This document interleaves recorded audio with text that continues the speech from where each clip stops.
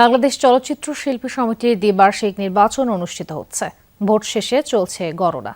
৫৭৩ ভোটের মধ্যে ভোটাধিকার দিয়েছেন ৪৮০ জন।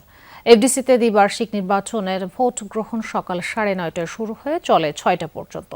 নির্বাচন ঘিরে এফডিসি প্রাঙ্গণে ছিল উৎসব মুখর পরিবেশন।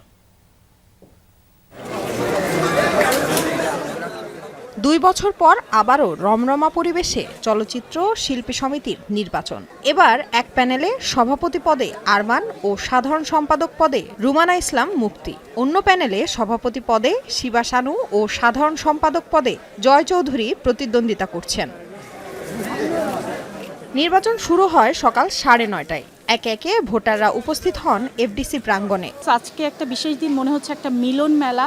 যারা আসবে তারা নতুন করে তৈরি করুক চলচ্চিত্র শিল্পী সমিতি থেকে। আমাদের এফডিসি যাতে সচল হয়, ছবি হয়, সে ব্যবস্থা করে দিন।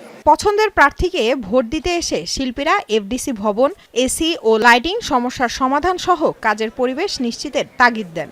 এবারে যারা বিজয়ীর যারা আসবেন তারা এই যে এফডিসি যে পুরনো বিল্ডিং থেকে শুরু করে যেগুলো আসলে আমাদের সেই পুরনো ঐতিহ্যকে বহন করে সেগুলো রিপেয়ার হবে। আমি শুধু দাঁড়াবো না, আমি শুধু নির্বাচিত হব না, নির্বাচনের জন্য একটা শখ ছিল, আমি নির্বাচনে দাঁড়ালাম না, ভাই সেবা করতে হবে। ইলেকশনের দিনটা এটা আমার পার্সোনালি খুব প্রিয় একটা দিন, কারণ আমি ছোটবেলা থেকে যাদের দেখে এসেছি এবং এখন যাদের সাথে কাজ করছি সবাইকেই আমি এক ছাদের নিচে ওই দিন পাই। শুধু তাদের না, দায়িত্ব আমাদেরও তাদের সাথে মিলে একসাথে কাজ করা।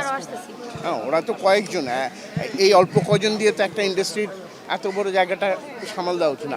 শিল্পীদের কাজের পরিবেশ উন্নত করার প্রতিশ্রুতিও ব্যক্ত করেন দুই প্যানেলের প্রার্থীরা। এখানে শিল্পীর অধিকার, সম্মান, আমি ক্যাবিনেটে থাকা অবস্থায় ইনশাল্লাহ এটা আমার লড়াই করে হোক, যুদ্ধ করে হোক, এটা আমি ওনাদের অর্জন করে দিবই।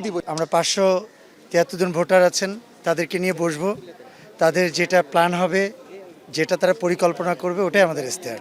আমাদের চাওয়া পাওয়া, আমাদের ইন্ডাস্ট্রি যেন আগের মতো ফিরে আসে।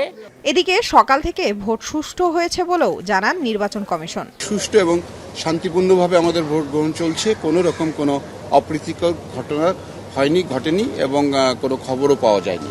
লামিয়া তিথি, যমুনা নিউজ, ঢাকা।